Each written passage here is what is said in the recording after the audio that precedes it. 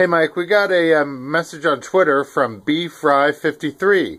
He had a question. It says, is there anything in the museum other than footprints to prove there are Bigfoots? Do you think these things live forever? Well, first let me answer the question. I don't think they live forever, no. But I think that the reason we don't find their skeletons laying around is because nature takes care of that, and when nature doesn't take care of it, they do. They hide their dead.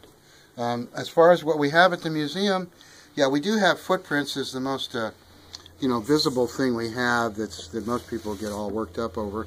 For example, here's a copy of the Grays Harbor Bigfoot track that was cast by a deputy sheriff back in the 70s. This is a pretty nice cast.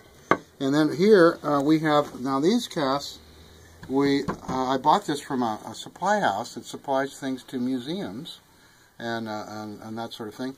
This is a handprint of a black bear, with the dew claw back here. This is the footprint of a black bear, and made out of plastic. And with this, I can illustrate, when they talk about how the overlapping tracks can give the impression of a Bigfoot track. You see, if the bear steps on his own print, and the front paw overlaps the back like that, and this obliterates the toes from the other track, and you don't notice this, and it can all kind of blend in, they say, and that can account for a Bigfoot track. So we have actual animal tracks here from real forest animals that live in the vicinity, so people can see what their tracks look like and compare them with the Bigfoot prints. And in the line of Bigfoot prints, we also have a print here that we made ourselves, that we cast. And here's a picture of the print in the ground, so that you can see what it looks like. At first glance, it looked like a human print from maybe a child, but the toes are very strange. You can see claws coming out of the toes, and the toes are also kind of curling. If we put it sideways, you can see the toes are curling under the foot right here. But you can see what appears to be an arch and a normal-looking heel. Looks like a human heel here. But the reason we went and cast this is because it's in an area that's just a couple of 100 yards from where an eyewitness claims to have seen a juvenile Bigfoot in association with a full-grown adult Bigfoot. And so here we have tracks that match up with that eyewitness report of a juvenile. So we don't know for sure that these are juvenile tracks, but they might be. Now we also have, here's a hair. This is a hair that was collected from the Smith River by Bart Catino, a friend of ours. Most people in the Bigfoot world have heard of Bart. So we have that hair and also several other hairs that we've gotten from various sources. We have here some of the scat that we have collected.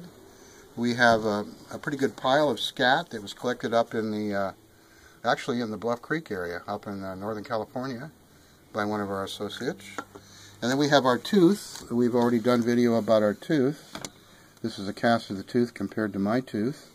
But this tooth has a lot of missing parts. And my plan is to do a reconstruction of this tooth and add the parts on that are broken off and worn down. And then we'll have a nice copy of the tooth in its entire size, so that you can then compare it with the human tooth here and see how much bigger it really is. It's actually twice as big as the human tooth. But we still haven't had that tested, and the last piece of the tooth that we kept got stolen. It was sitting here on the counter right back there in a little jar, and somebody went back there and helped themselves to it. So that's some of the evidence we have, and we have quite a few different plaster casts of some of the more famous footprints, for example, the Patterson film.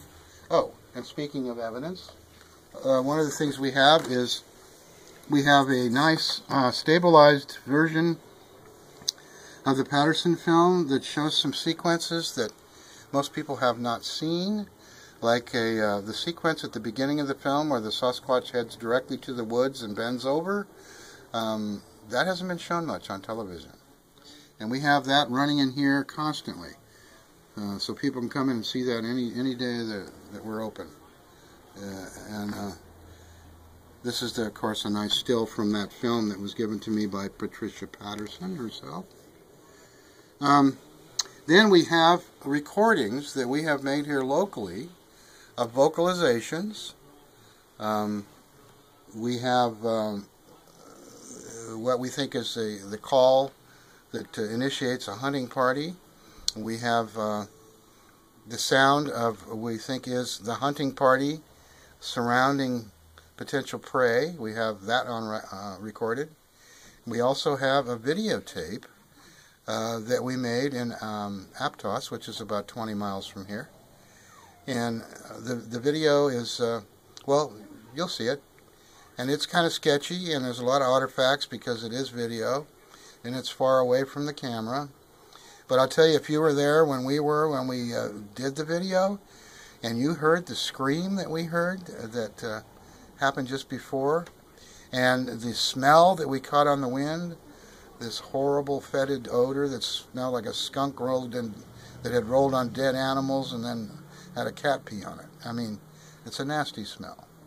And then we had corroborating eyewitnesses who claimed they saw a couple of Bigfoot in the vicinity of the spot where we got our video. And we have that.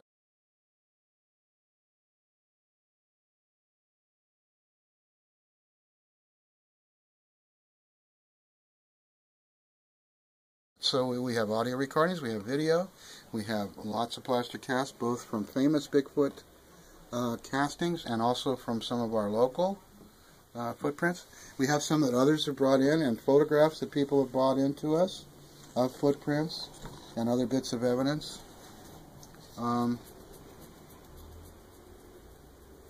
And that's what is here in the museum. Plus, you know, lots of artifacts of popular culture and my artwork about Bigfoot and others. So most people who are into the Sasquatch subject enjoy the museum, and they're pretty satisfied. They get their money's worth when they come here, especially since we don't charge admission. So yeah, in answer to that question, and as far as the Bigfoot, once again, no, I don't think they live forever. That would be the mythical Bigfoot. That's the Bigfoot that hangs out with Santa and the Easter Bunny. And we know the mythical Bigfoot indeed, it does exist, because quite a few eyewitnesses have not really seen a Bigfoot who think they have. We have discovered that is true in some instances. But we've also discovered that a lot of our local eyewitnesses, oh, I forgot the map. We have our map here of sightings, too, which is pretty outstanding. And this is like, well, it's like you watch the TV show Finding Bigfoot, and the BFRO guys come into a town. They announce that they're there. They ask eyewitnesses to meet at a town hall or whatever, and then they get the witnesses to describe where and what they saw, and then they create their own map, and then that's how they go out and determine where to go out at night. And that's what we've been doing here in Santa Cruz County now for 10 years. From the local reports that come in on a regular basis. We have people in here every so often that have a report that is regular local. And then we go out and follow up on them. And we've spent time sitting in the dark, and we've heard them. We heard wood knocks. We're absolutely convinced that the Bigfoot is real here in Santa Cruz as they are anyplace else.